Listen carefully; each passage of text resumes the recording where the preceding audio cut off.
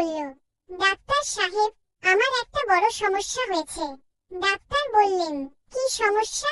রোগী বলল, আমি যা বলি কেউ বিশ্বাস করে না। ডাক্তার অবাক হয়ে বললেন, আচ্ছা, কবে থেকে এমন হচ্ছে? রোগী বলল, জন্মের পর থেকেই। ডাক্তার একটু ভেবে বললেন, ঠিক আছে, আগে বসুন। রোগী বলল, আমি তো বসেই আছি। ডাক্তার তাকিয়ে দেখলেন সত্যিই বসে আছে। তারপর ডাক্তার জিজ্ঞেস করলেন, আপনার বয়স কত?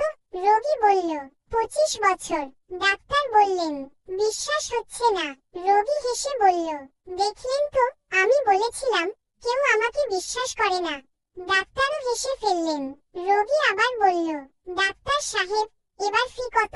ডাক্তার বললেন, 500 টাকা। রোগী বলল, আমার কাছে 5000 টাকা আছে। ডাক্তার সঙ্গে সঙ্গে বললেন, এবার কিন্তু আমি আপনাকে বিশ্বাস করি। ডাক্তার আর রোগী দুজনেই হেসে উঠলেন।